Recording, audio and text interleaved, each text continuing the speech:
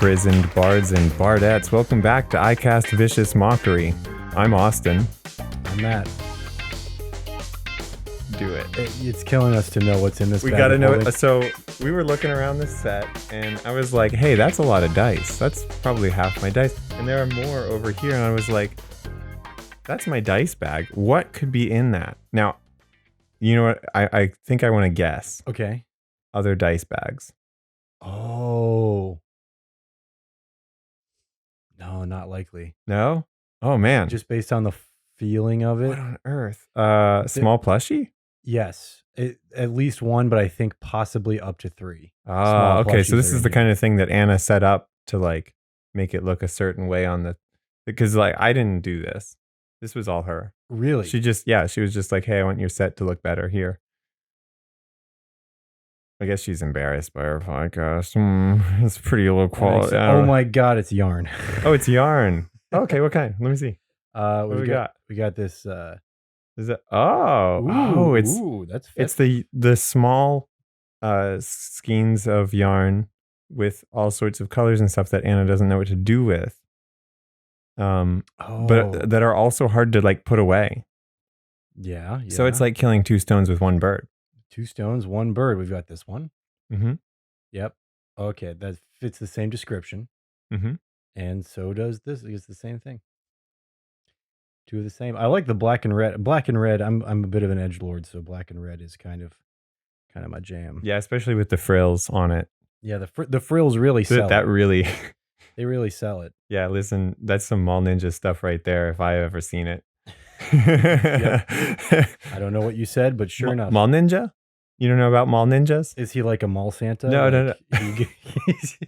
You go to. I guess technically, yeah. Oh, okay, cool. Like in a way. No, but it's like a thing. It's like it's a pejorative term used to refer to. Imagine Mm-hmm.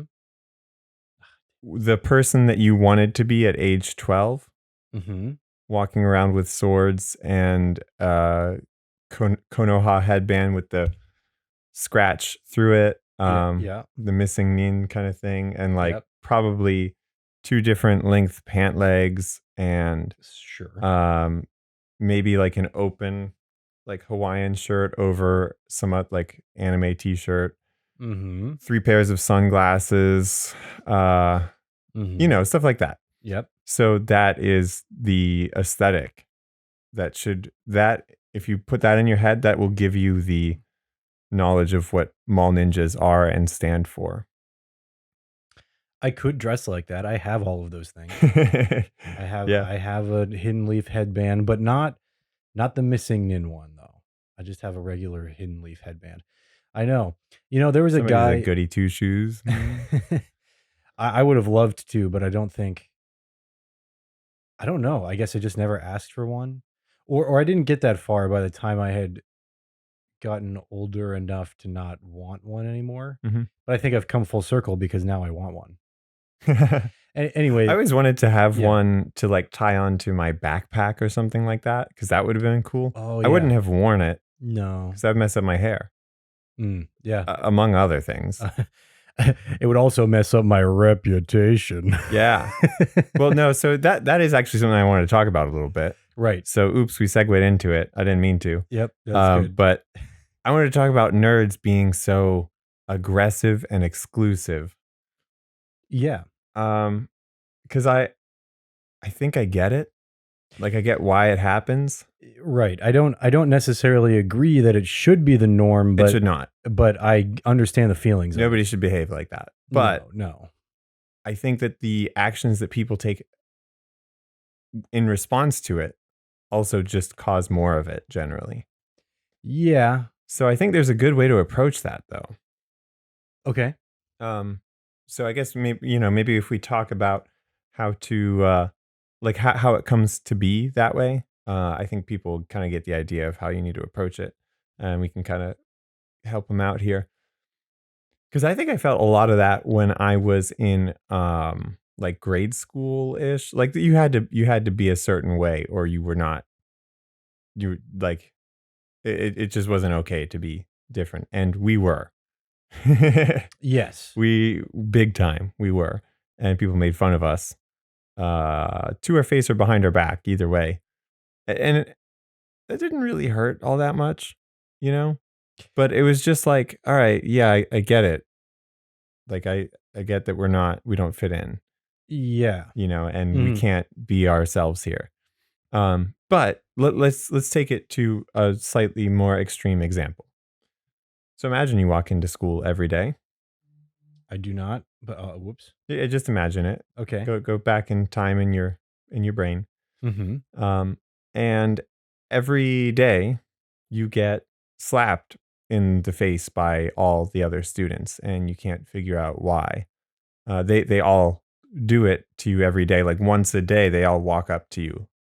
Maybe it's at a random time, or maybe they all line up when you walk in, and you're like, "What is going on here?"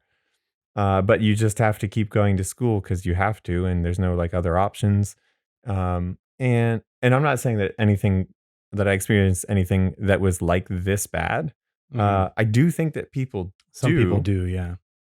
um, but I don't think it takes this much either No. to create the behavior that we're talking about of like people being like all up in arms when you get something wrong about their favorite fandom or what, stuff like that. Like Yeah. I or even when you try to be interested in it, Right. and then they're like, "No, you're not interested in this." Because all right, let's say that even here, some of those kids are like, "Hey, I'm not going to slap you today," but they still do. Like that's what you're seeing is like somebody probably asked them about the thing that they like, and then they still got the same treatment, when they talked about it. Those sorts of things. But anyway, so Okay. you walk into school, Yep. getting slapped every day. Bam. That's a nice sound effect for Mhm. Good. the We're gonna capture that one. yeah. Um, and you have no control over it except, well, eventually you get out of school and it stops.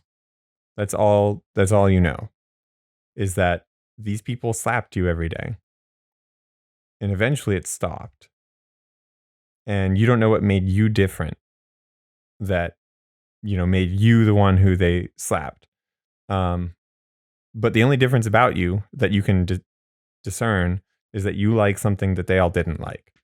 Because if you liked all the same things as them, maybe they wouldn't slap you. Maybe they would, but you can't. That's the only discernible difference, Yeah, yeah. it's the only discernible difference. All right. So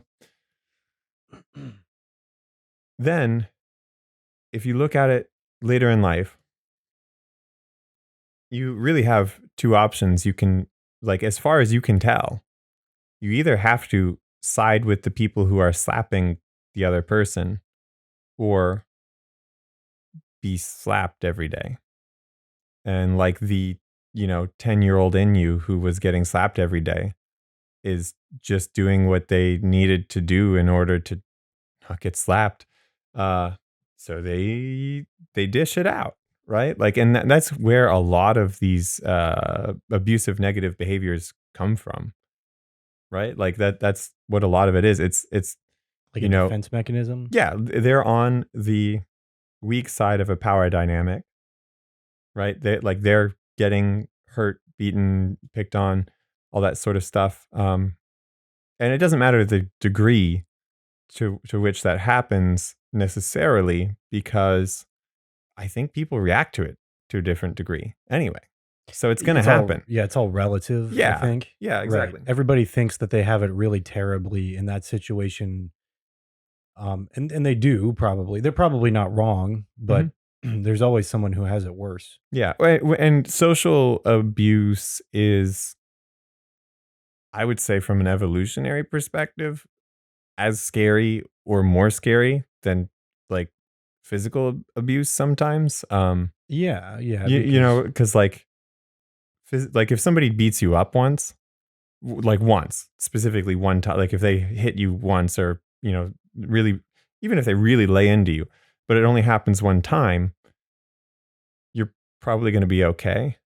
Mhm. Um, and in like a caveman time thing, uh, as long as they didn't like concuss you and cause you to be unstable, like like not able to fully function, or they didn't break your arms or legs, you're gonna recover and be okay, and probably have gotten over whatever it was between you, Right. or whatever sort of domination thing was going on, or what, um, but like social uh, abuse, where like all the people in the group turn against you, you're dead. You're on your own now, and you're dead. Right. Yeah, because especially back then, humans cannot operate on their still to this day, Mhm. humans can't operate on their own Yeah. So, entirely. and back then, if like one person had a terrible opinion of you, I'm talking caveman times still, Mhm. or maybe vampire times even. It could be Oh, anywhere in wow. between. That far back. Yeah. Is that before cave? I don't know when vampire times were. Like, I just think about that a lot though, because I like killing vampires. Anyway, Sure. Mhm. but I am also glad they're gone. Uh, are they? No, anyway. The last episode of the show is when I reveal that I'm a vampire and Austin kills me on Just camera. immediately, yeah. Spoilers. Sorry, I didn't mean to. What's this? Oh, I had my steak ready. Ready to go. Yeah, no. But I lost my train of thought there. It's probably fine. Well, okay, so but I see what you mean, and I think I thought about it. I was thinking about it in different terms, but I think we've circled around. We took different paths, but I think that we came to the same conclusion here, Mhm. which is that nerds are so gatekeepy Mhm. about their stuff Yeah. because they feel like they have the control to do that. That's the only way to have control. Right, Right? right. It's a defense mechanism. Right. So For they were ostracized from everybody else. Mhm. They found a community in something, Mhm. like that's why they're not big, but they're really tight knit groups. People who are really into D&D, Magic the Gathering, anime. Mhm. They're people really go all in on those things, um, and really devote themselves to them and join those communities. And then when somebody who is on the margins of those communities, somebody who watched Dragon Ball Z when they were a kid and thought it Mhm. was cool, And then they're like, "Hey, I might get into this a y- little bit." right? They're completely pushed away, Right. like completely shunted, Yeah. because I mean, in a way, that's what nerds were shown to do because Right. they were sort of on the margins of everything else. Like Mhm. maybe they probably weren't very good at sports, and that was like the popular thing. Yeah, which Um, was the case when we were kids here, right, and then like slightly before we were kids. What would that mean? Like in the bigger parts of the country, right, at exactly. least in the U.S. Right, right. We and maybe we even had like marginal because I remember in high school, um, I uh wasn't good at sports, um, at all. Well, I was never not in grade school either, but Mhm. particularly there were moments in high school, um, where like a buddy of mine and I we were the two tallest people in our like gym class or whatever. Mhm. And the gym class that we had every year, there would be a tournament with a specific sport. Some of them they were all team sports. Right. Um and they were all there was no contact involved in any of them. They were all non-contact sports. But like didn't understand the rules of volleyball. So like I messed up volleyball like a lot. Mhm. Because I didn't know how it worked. I do now. I actually like volleyball now. Uh, but the badminton tournament, Mhm. whatever year that was, I don't remember what year that was.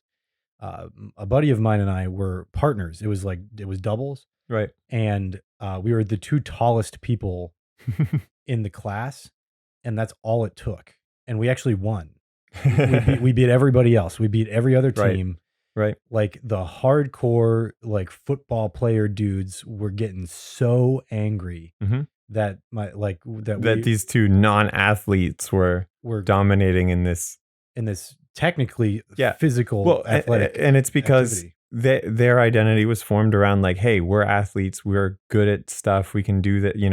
And now like their competence is called into question because I don't know, maybe Maybelline doesn't do it. Maybe it's not Maybelline. Maybe you have to be born with it. Maybe you do. And maybe they're not. Yeah. But I imagine, I mean, just imagine what would happen if some football player Right.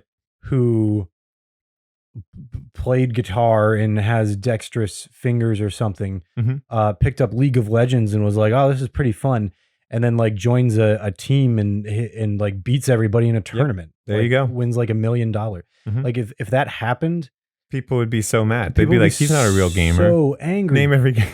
So, yeah, they'd be so angry, right? It would cause an uproar, and like same thing of like if like there was like some big dude who like really liked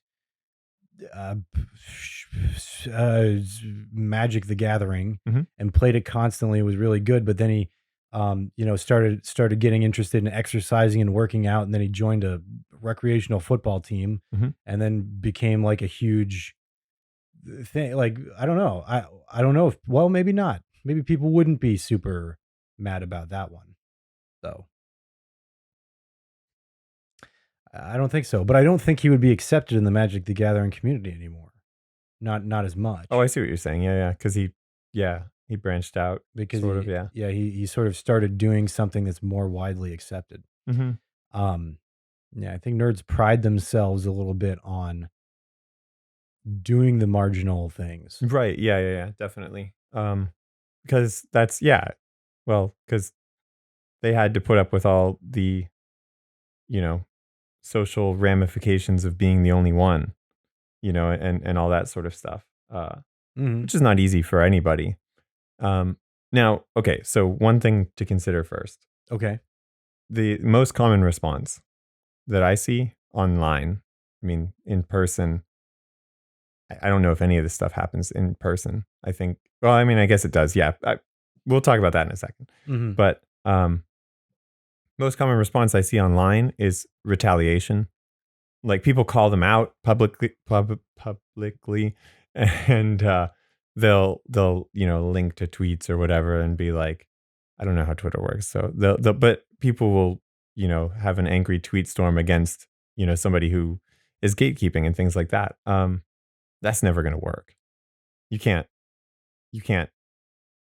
call someone out and then bring down social pressure on them.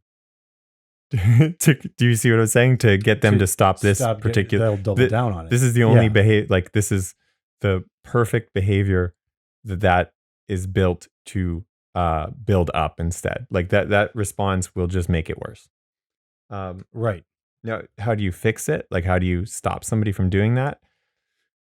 I don't know that you can do that for them. They've got some reconciling to do with that 10-year-old who they still are, who is still feeling that abuse, right? Like who's still feeling all the same things that they always did and still using that same defense mechanism, even though they're now 20, whatever, 40, whatever, it doesn't matter. Right. Like there still is that part of them. And there's a really big problem, I think. I don't know how pervasive it is. I've heard that it's really actually a big problem in some groups.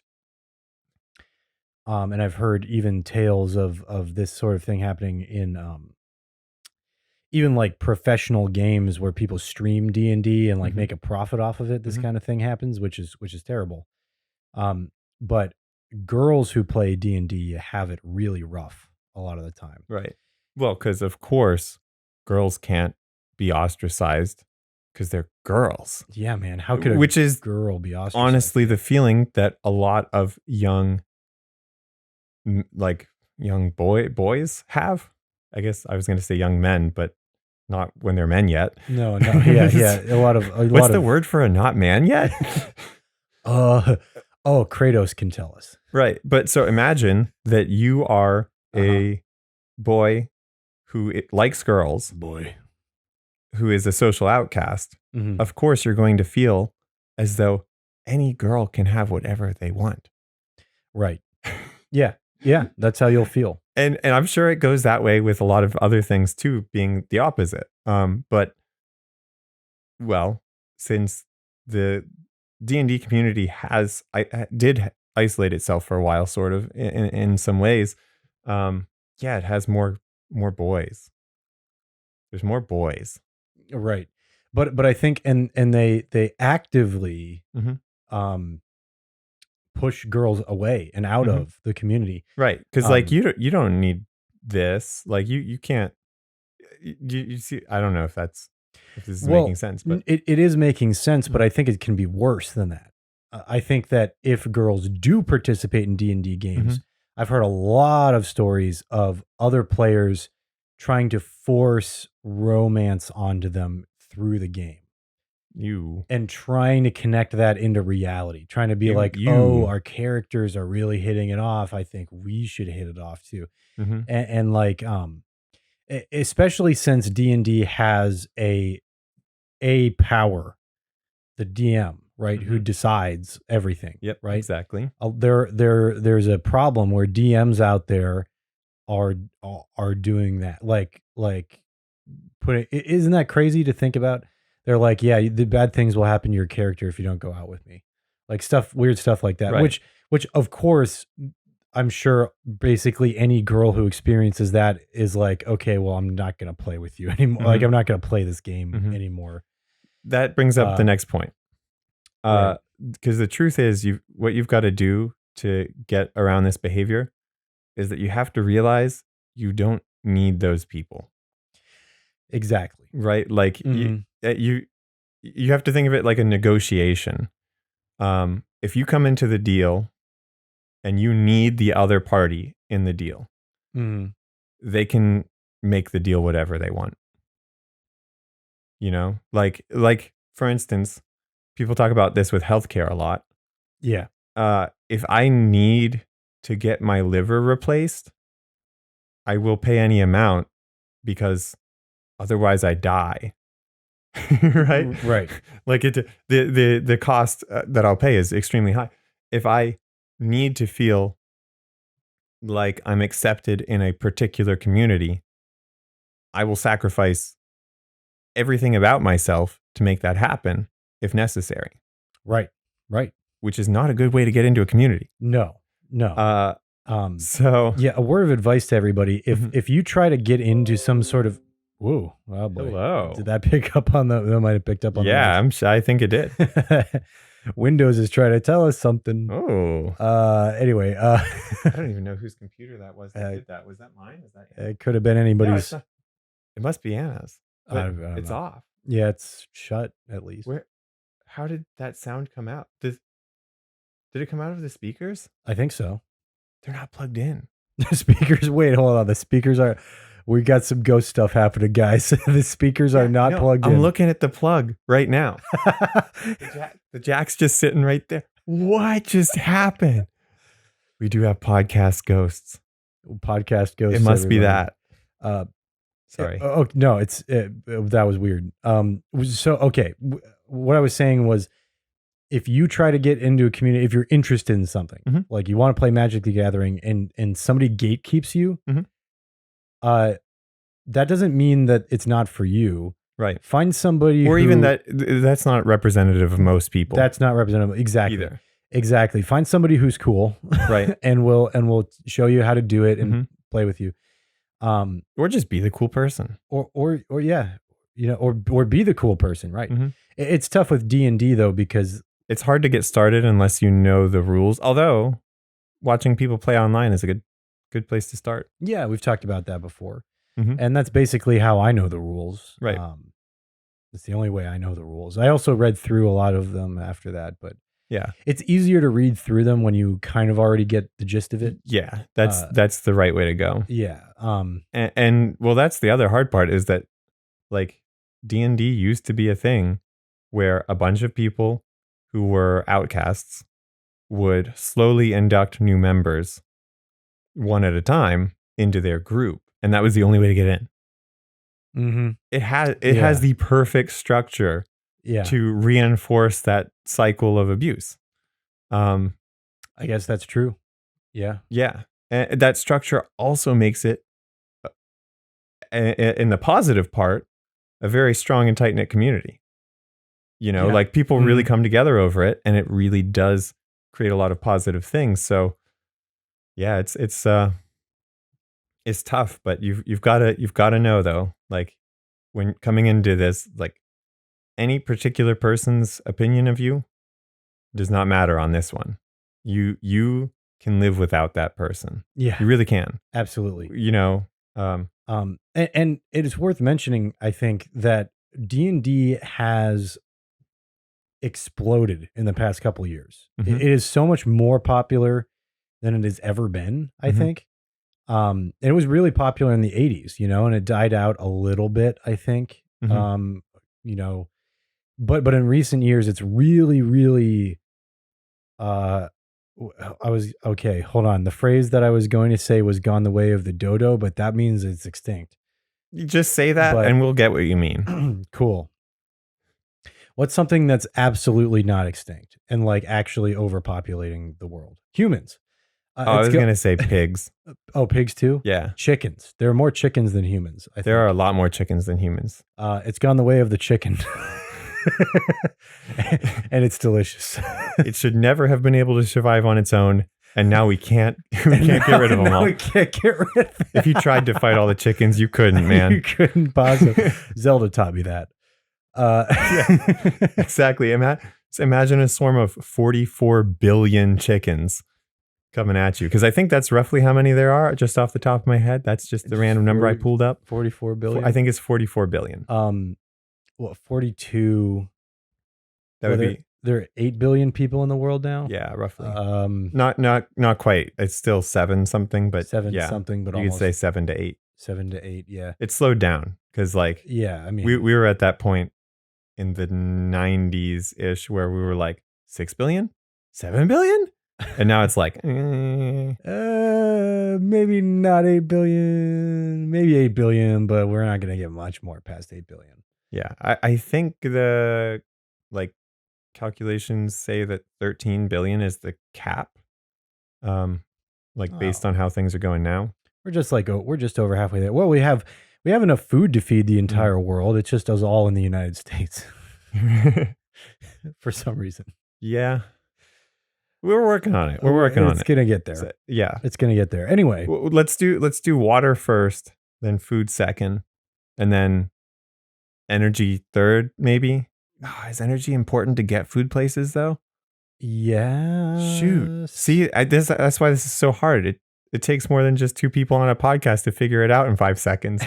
Darn it. I really thought we would have this one. Okay, Elon's got to come on the show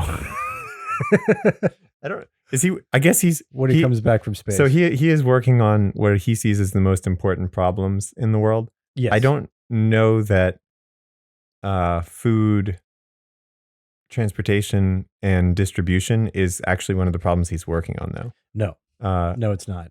I think so. Like, I mean, that's like, look, you can have any opinion you want about Elon Musk. That's totally fine. I'm just saying objectively, not like subjectively as a person, but objectively, if you take what he says at face value, then, oh shoot, what's the best anime? No, anyway, if you take what he says at face value, and he actually does want to work on the most important problems in the world, which I think he said were fossil fuel usage. yeah, basically climate change. Yeah. Reversal. Right. And the amount of arable land, something like that, which is kind of why he went, or like population density or something, and that's why he wants to go to Mars, or those sorts of things. Right. Yeah, he wants to increase the amount of land per person or whatever. Yeah. Mm-hmm. I don't remember what I was going to say about that. Well, maybe he's not going into food because Bill Gates owns all of the farms. Oh, does he? I learned that recently. Oh, cool. It came to light because of his divorce. Ah, right. And dude, I wonder how many Beanie Babies they had. oh man, I can't. He probably invested in Beanie Babies. I actually very much doubt it. Um, Oh man, but my mom, quote unquote, invested in Beanie Babies and has a million of them, but obviously they're worth absolutely nothing. there's got to be one that's worth something. I don't know. It's got to be worth like at least $7 billion. At least, if any of them are worth even Hey, Jake Paul. even 1.5 times what they were purchased for, I would be very surprised. I would, yeah, exactly. Most of them are worth just like most of them are like you have to give them away. You can't even nobody will Yeah. buy them. Right. Yeah. Because who wants your 20-year-old grody, dusty plush? I don't know who wants that. Like if you carried it around with you and stuff, and you like played with it or whatever you do with those. Now it is one bean and one baby. Not a good ratio to have. Beans to babies should be a little bit higher than 1 to 1. Right. Yeah. So it's not looking so hot there, or it sat on a shelf and collected so much dust that the dust is now worth more than the poor little Beanie Baby inside it, encased in this. I think people really thought that it was going to be an investment because they were marketed as being like they were all limited runs. Right. They were only making so many of them. But what made people think that in the future somebody would like really want those? So if your company is based on that too, as long as the company is around, you have to keep doing limited runs of these things. Right. Okay. So what about pop vinyl? Pop vinyl? Yeah. Oh, the like pop figures? Yeah. The little pop figures. Yeah. Yeah. What about them? When did they disappear? I don't know how long it's been. It feels like they slowly encroached upon reality. Okay. Almost like they are actually otherworldly beings who started appearing on Earth. Yeah. And just messed with all of our brains to make us think that they were here this whole time. Because I don't remember when they started showing up. It's funny that you say that. I agree. I don't know when they showed up. Yeah. And now there are thousands of different ones. Oh, yeah. Oh, yeah. I worked at Barnes & Noble and they had a section with pop figures. And oh man, when there were new ones in, I would not know.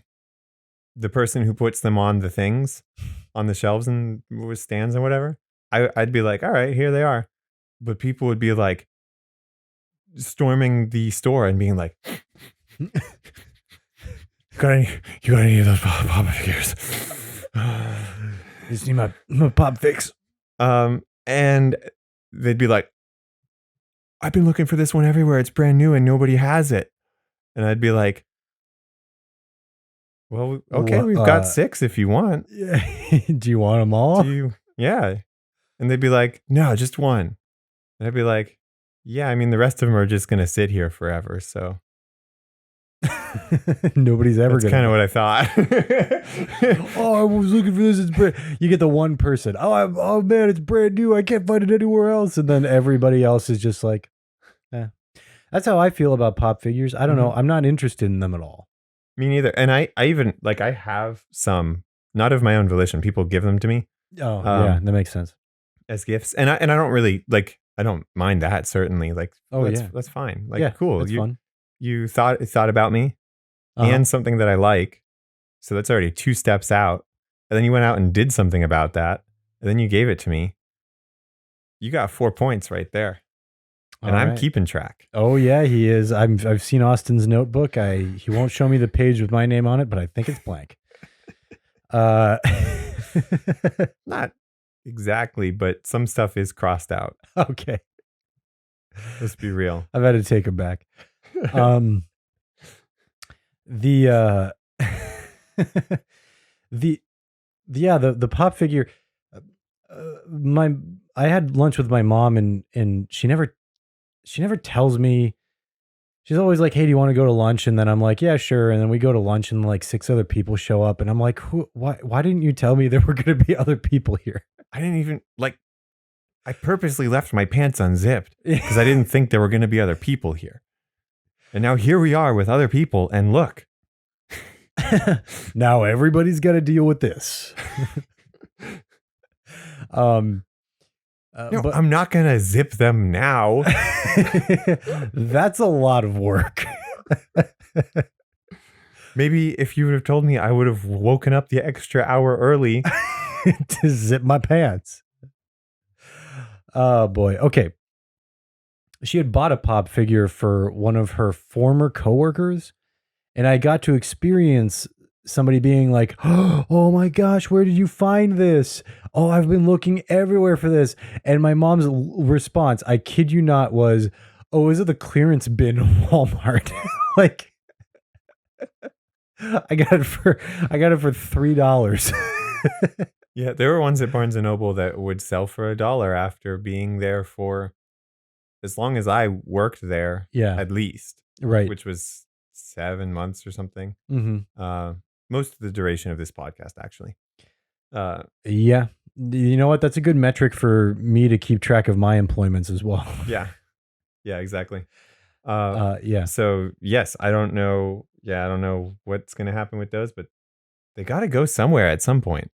A landfill, dude. Yeah, but like when? When does this happen? How long do they take up space on my shelves? Not mine. I don't work anywhere anymore. Do Barnes and Noble, do they ever just like throw things away? They send them back probably, right? Yeah, they do send stuff back. They just give it to the staff sometimes. Oh, okay. At some point. I don't know if they're allowed to do that. So maybe don't. Maybe don't say that on a podcast. Tell them. Or they might. I said that. Honestly, they might have bought it and just been like, "All right, here, we had to recoup something, so okay, you can have this now." That is probably what happened. In case you're watching this from Barnes and Noble corporate. So they're skimming podcasts. Just be like, yeah, no, but stuff does get like they have a cafe, so food gets thrown away at the end of the day. Yep, sure. That happens all the time. Mm-hmm. They do have to throw away books so this is an interesting thing, actually. Mm-hmm. If a publisher, most publishers have agreements with Barnes & Noble that like the publisher will buy back the book if it doesn't sell after a while. Right. But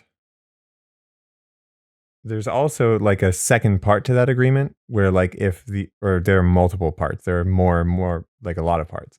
But another part is that if the publisher decides, hey, we're not selling that book anymore, Barnes & Noble has to destroy all the copies they have. And destroy just means rip off the front cover, and then throw them out. But yeah, that's usually done if there's a defect. Like a known defect, like, oh, hey, all the pages were printed halfway down. Oops. Yeah, I got it. When it first came out, I got a copy of Harry Potter and the Half-Blood Prince, which, I mean, geez, I don't even remember like how long ago that was. But 25, 30 minutes? I don't even know, dude. 25, 30 minutes ago. I remember I bought it at Walmart. I don't know why this memory sticks out. And then when I got home, I opened it up and just like flipped through the pages, and like 6 or 7 pages just had blots of ink on them over the words. And I was like, oh, I can't read that. And I had to return it or exchange it or whatever. But I found that interesting because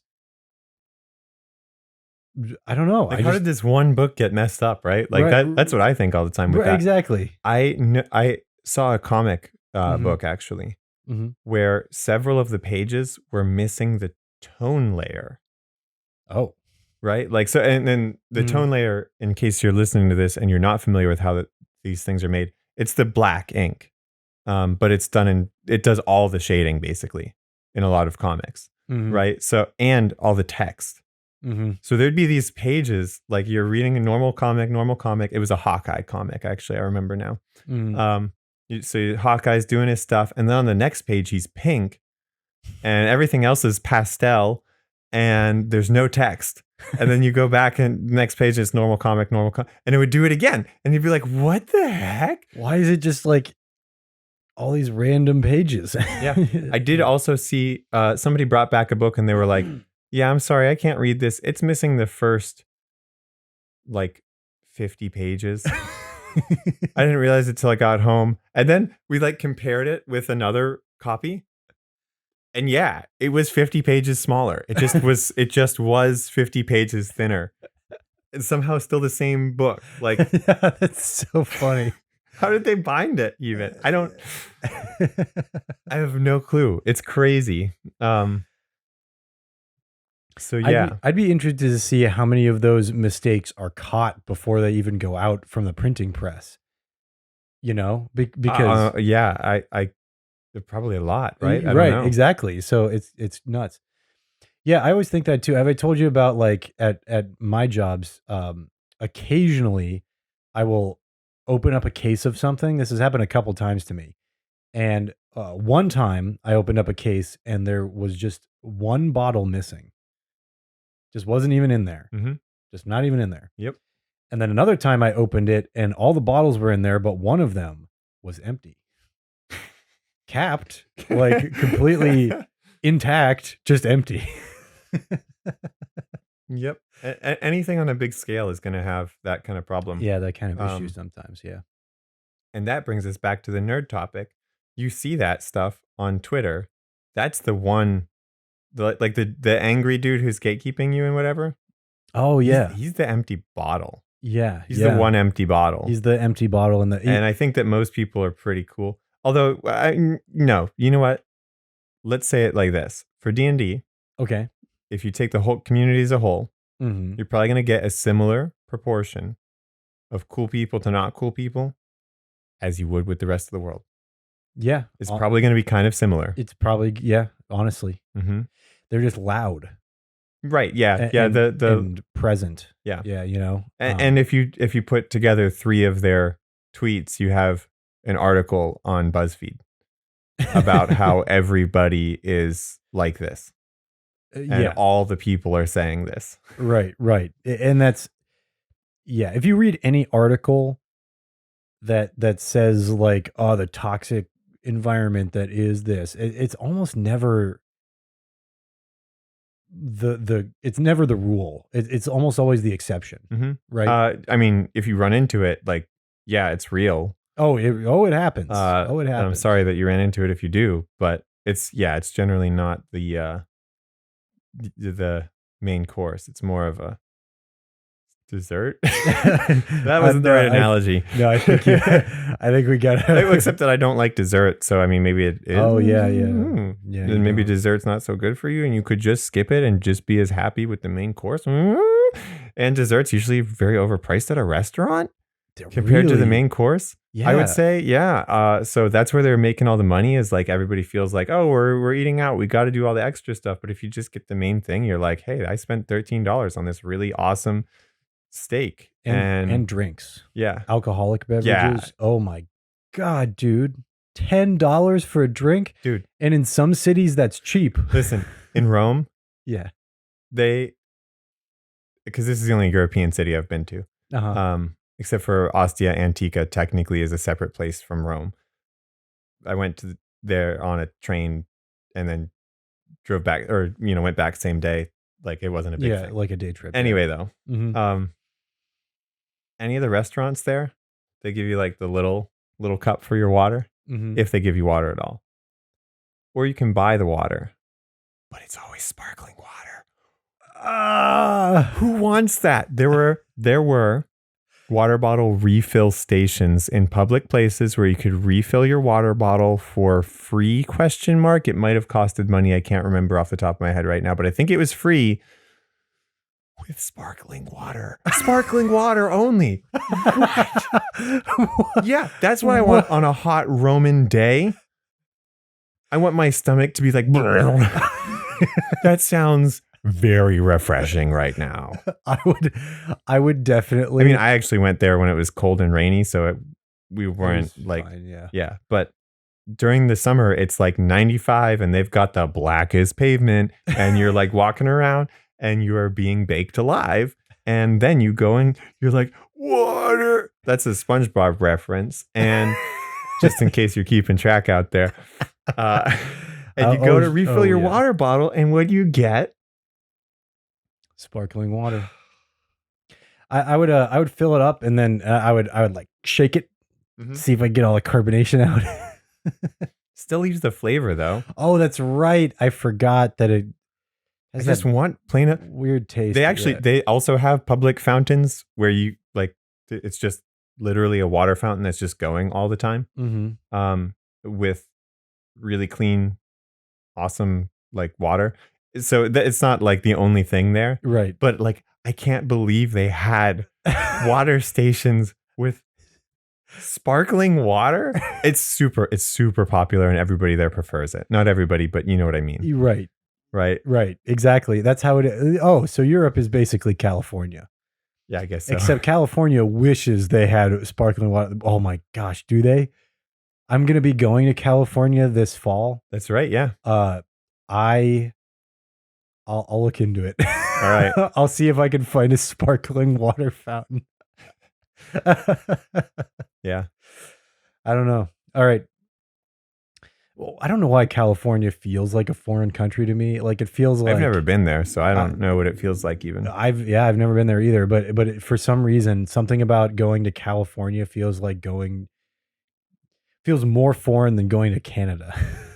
Oh, definitely. Well, after having been around Toronto and stuff, oh yeah, that's the same as where we live. It's no different. That's the same thing. Like here, like from Pittsburgh to Buffalo to Rochester over there, and Cleveland a little bit. Cleveland's actually where it starts to get different, I think. Yeah, that way. I'd agree. Yeah, it's like a different section of the country. But like if you go up all the way that way to Toronto, it's like all the same place. Yeah. Right. Oh yeah. I guess Pittsburgh is where it starts to get different going that way too. Going that way, yeah. We're at the extreme end of Torontoville. Torontoville. Yeah, I've been to Canada a couple times in my adult life, and honestly, it really is not very different. Like if you stay there a couple days, it's really not discernible. Maybe if you were there longer, it might start to feel different. But I don't know. Their side of the Niagara Falls is just better. So yeah, that's the side you want to be on. That's the side you want to be on. So for our tourist listeners, if you want to go to Canada, if you want to see Niagara Falls, it's beautiful, it's great, it's awesome. Go to the Canada side. Get a passport. It's worth it. Right. It's worth getting a passport to go to Canada to see the Niagara Falls. You can stay at a really rad Airbnb in Toronto. Absolutely. That's what we did. And it was great. Distance. Yeah. Yeah. And we ate at a really amazing Japanese restaurant there. Oh yeah. They have a very high percentage of Asian community. There's a lot of Asian presence in Toronto in particular. Yep. So I bet their Asian food is really good. Yup. That's awesome. Okay, cool. Can we get some homebrew to wash that all down? Yeah, that's good. That's good. And you know what? Just so everybody knows, we walked into the room today and we were like, what are we going to talk about? No, we got to talk about that on the next episode. Oh, I'm sorry. Hey, do we have a D100 for the rings? Yeah. Let me get you. It was just... Let's find one in there somewhere. Yeah, that's a D100. Do you want to just do that? Oh, here, yeah. Okay. There's the blue one right next to it. Would have been fine.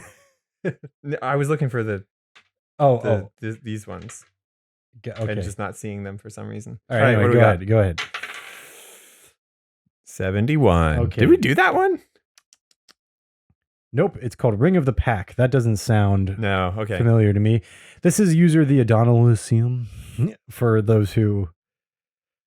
I just have to ask them how to say their name. Yeah, I don't know. But I'm too nervous to talk to Senpai. I'm sorry. Oh, I'm sorry. This is a Ring of the Pack mule. I think I read it. I think I missed that. Hold on. Let me just make sure that's the right one. Maybe that's a different I one. feel like it's the right one. No, actually, I don't think it's the right one. Ring of the Pack Mule is different. Yep. Okay. Ring of the Pack. This is okay. All right. Whew. That was close. Almost read the wrong one. Okay. Requires attunement. A silver ring with a wolf's head on it. It grants the wearer pack tactics. Oh, that's cool. Oh, You have advantage on attack rolls against a creature that is against a creature as long as one of your allies is within 5 feet of them, and they are not incapacitated. So yeah, pretty much it's gonna be that's really good. That's a good one. Yeah, you give that to your monk. Ooh, Nobody's gonna. nobody. Oh my gosh, give that to a rogue. They already get sneak attack if an ally is within 5 feet of the enemy, but they also have advantage, which means they could crit on it. Yeah, easier. really high crit chance on sneak attack.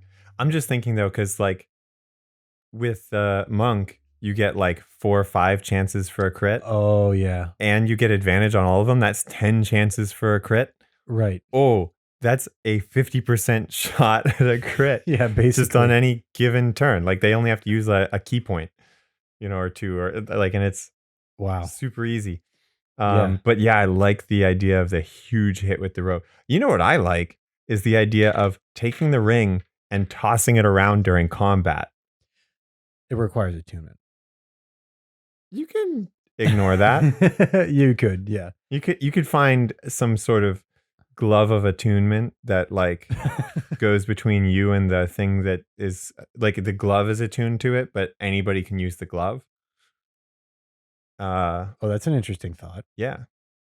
That's an interesting thought indeed. Mm-hmm. It'd be harder to take off. It would probably take your action to take off the glove. Right.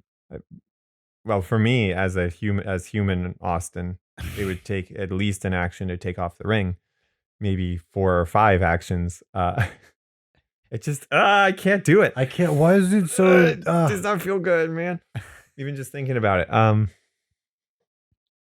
But yeah, cool stuff. Yeah. Let's get one more.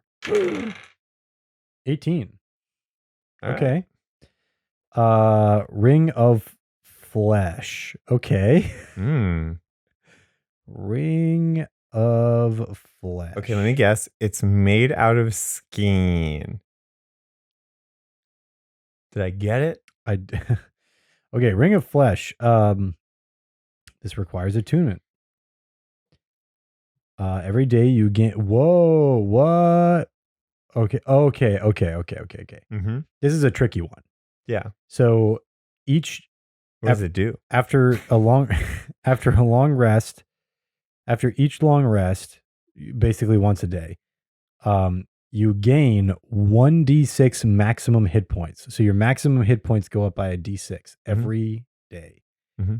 Obviously, there's a catch, but so DM only.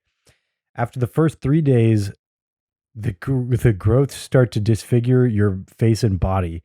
You gain -2 to charisma until Remove Curse is cast. After a week, you gain a third hand, but it's like vestigial. Oh, no, it's not. It is not controlled by you. It just grabs at things at random. After 2 weeks, you grow a second head. Oh, no. Filled with mouths and eyes where they shouldn't be. The head grows to full size after another week, and if it does grow to full size, you lose control of your body, and the DM assumes control of your character. Wow. That's pretty dank. That's interesting. That's really interesting. Because I think you'd want to use it, and then just get the curse removed. Yeah. Does it? I guess it still works if you get Remove Curse. Yeah. But I don't think. And then you just take it off and don't attune anymore or whatever. Unattune. Detune? Distune. Distune? Okay, we need a new word. 3 weeks is like 21 days. Oh, I thought it was 3 days before the disfigurement starts. No, because it's before it starts. Yeah, it starts. Okay. 3 days. Yeah, because that's when you start needing to remove curse. Like you can wear it for 2 days for free and get the extra hit points. Yeah. As long as you know that's what it does, But you don't. but you don't. Or at least you aren't supposed to. Yeah. You could know, but yeah. Dude, these are so good. Yeah. Have you used them in the campaign yet? Is that are some of the rings? I probably will. But no, this was a recent discovery. Oh, okay. So because you already had stuff set up then. yeah. I know people got rings and stuff like that from Citra. So I was wondering if they were any of those. But that wouldn't make sense for them to be on a random table then, actually, I guess. Got rings from Didn't she give somebody a ring? She gave somebody a no. Oh no, the mummy guy. Oh, King whatever. Does he have a name? He has a name. He did. I have it written down, but I'd have to look it up. Yeah, I'd have to look it up too. I don't remember his name. He gave somebody a ring. I really wanted to cast Shatter on that gem in his room. But here's why. Yeah. Because he would have explained the magic. Or by not quite explaining it, he would have sort of explained it, and Liam would get it. Yeah. It was an actual science experiment that I wanted to do, but I didn't want to blow it up in Summit's hand. So, because I guess I could have done that, but yeah, she seemed very concerned about breaking the gem in front of him. Yeah, he doesn't care. Maybe he did. I don't know. But I guess I could take him. He did reveal that he wasn't supposed to give it to you, but that he was going to anyway. Oh, yeah. You did kind of say that. But anyway, let's see. So is he a lich or some other kind of magic? You don't technically know. You don't know. All right, that's what I was wondering. You don't know. All right, anyway. Yeah, we got one more bubbly little baby brew right there. Okay. I haven't actually read this one, but the title was good enough to get me. This is user Marshmallow Figs. Marshmallow Figs, welcome. Figs. Yeah, Marshmallow Figs. This is not the first Marshmallow Figs we've had, I don't think. Anyway, this is a Bard College. This is the College of Lo-Fi Beats to Relax Study to. Wait, was Marshmallow Figs the one who did College of Getting Blackout Drunk and possibly waking up in a church? Possibly. He might be. Marshmallow Figs, listen, my dude, if this was you who did that, you have found your niche. Yeah. You found maybe your purpose, maybe your calling. Maybe this is your Bard College. Bard College of making weird Bard colleges. Yeah. All right. So I want to try to come up while you're reading. Okay. You can start coming up with a summary because we won't go through the whole thing probably, but any cool details that stand out. But I'm going to try to figure out what it is first. Okay. And kind of give you an idea of what I think that would be based on the name. It's kind of like a bard who just plays tunes that the rest of the party jams out to, but like they don't really notice it, but it still improves their ability in combat or like it improves their ability scores and things like that. Why is this also really good? Is it really good? Yeah. Oh no. All right. So how does it work? I am actually struggling with it. I think maybe we'll have to hear some of that now. Okay. So here's the first part. The first part is called Good Vibes Only. Mm-hmm. So your beats are chill. Mm-hmm. Everybody can vibe to them. Right. While you can perform while a wizard is copying into his spell book, and it will take him half the time that it usually would to copy spells. And your very presence has a calming atmosphere. All of your allies within 30 feet of you, including yourself, have advantage on Constitution checks to maintain concentration on a spell that you're casting. Oh, I love it. Yeah. So It's dope. does it have any effects on things like fear or confusion or stuff like that later? That's the only part I've read so far. Oh, okay. So we'll get there. Um, at 6th level, you can calm down someone who's just going too hard. What does that mean? When an enemy uses their reaction, Ah, okay. if they use their reaction for anything, Mm-hmm. you can use your reaction Mm-hmm. to have them make a wisdom saving throw against your spell save DC. And on a failure, uh, your beats nullify their reaction. Due to its relaxed state of mind, it repeats the saving throw at the end of each of their turns. If they fail by 5 or more, they must make another wisdom saving throw. And if they fail again, they fall asleep, as if affected by the sleep spell. That's so good. I love that. That's such a fun. It's a little hard to keep track of, I think, but Yeah. it's still a fun concept. At 14th level, It's not a very chill move though. You know what I mean? Like it's not like, oh, I'll just do this move and forget about it.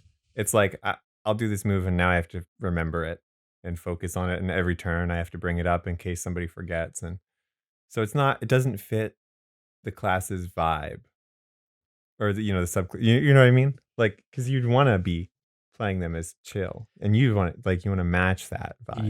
yeah. But anyway, But wait, that do you? Well, you could keep reading. Okay. But I'm just going to conjecture out here. If you change the track on Discord to suit the situation, I think you get advantage on your next roll. I think that's part of this college. Am I right? I maybe that can definitely be the case if you want it to. At 14th level, whenever you hear a song, you can perfectly replicate it, but only a slowed down version with heavy magical reverb.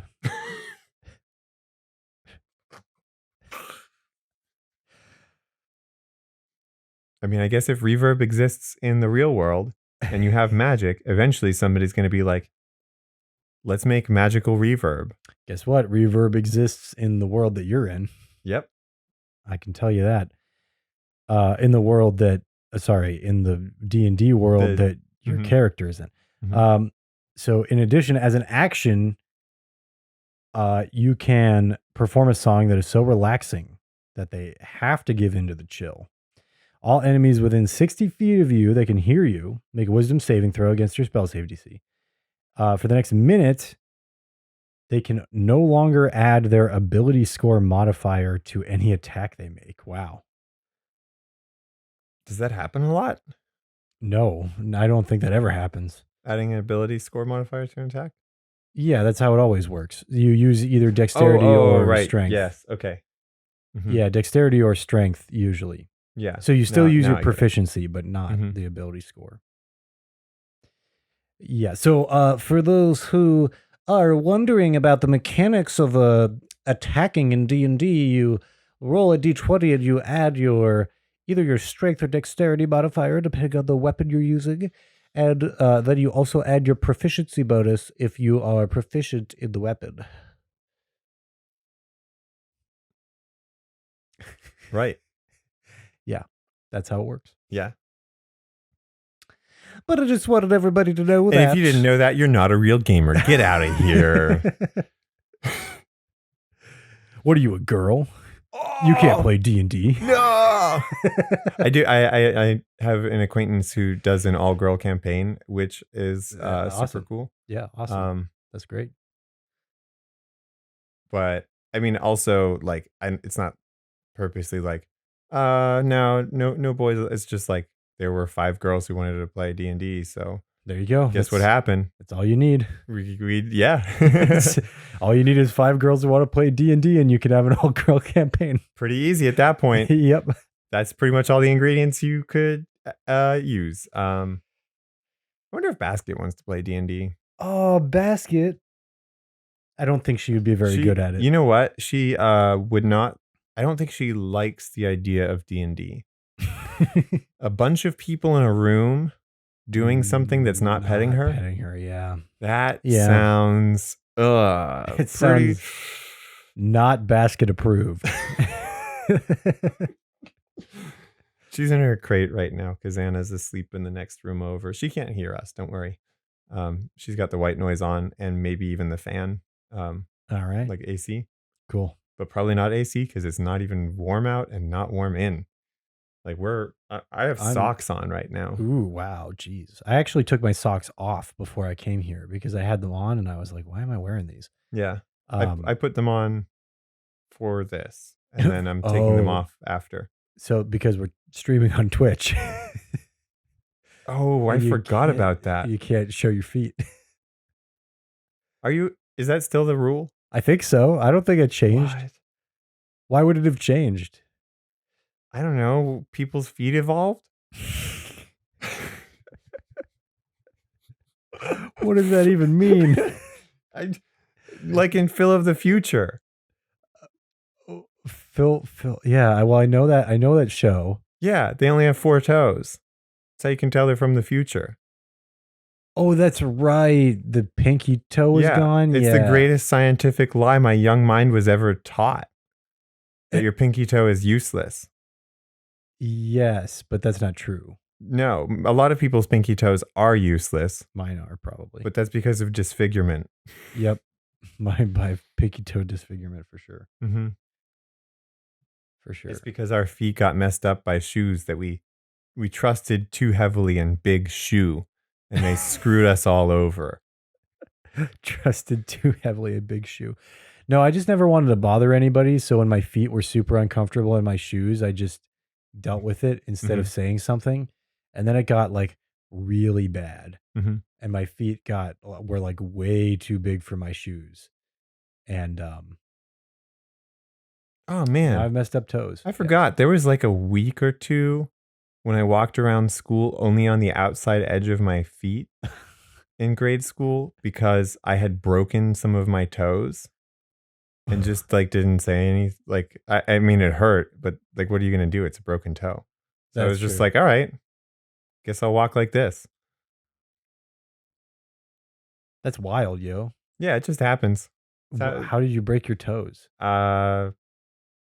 It had something to do with martial arts, I think. That would make sense. Or did it? They didn't have any mats back then. Right. Yeah. I mean, it was on a carpeted floor.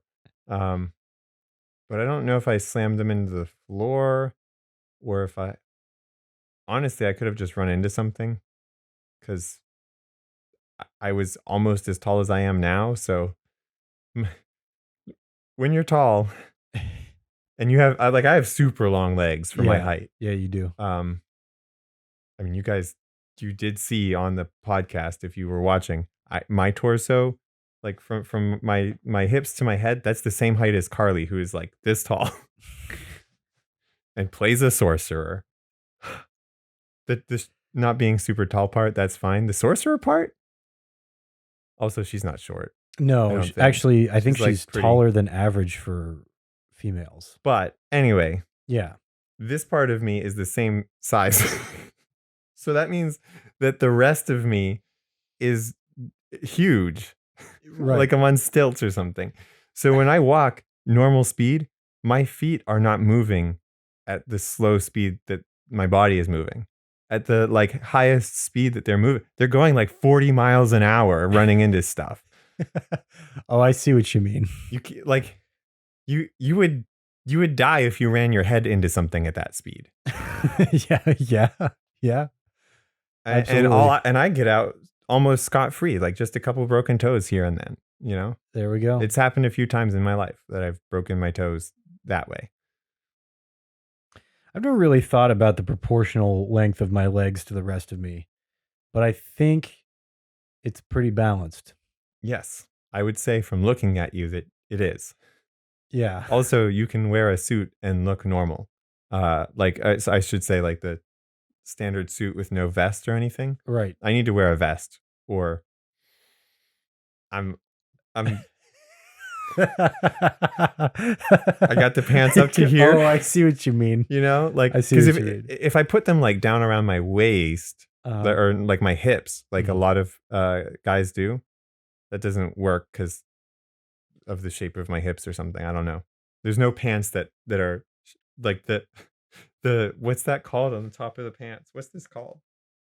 Waistband? Waistband? Yeah, the So waistband. the waistband is always shaped like a cylinder. Uh-huh. It's never shaped like a cone pointed upward.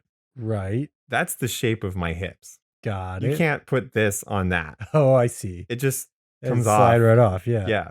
So they have to go up higher. And then there's only this much left of me. There's like 2 inches left of me above the pants. And I look ridiculous. And then if my shirt comes like a little bit untucked, then it's I'm shaped like a mushroom. I got that lovely mushroom figure that all the girls are after. That's what they want. No, girls want the dad bods.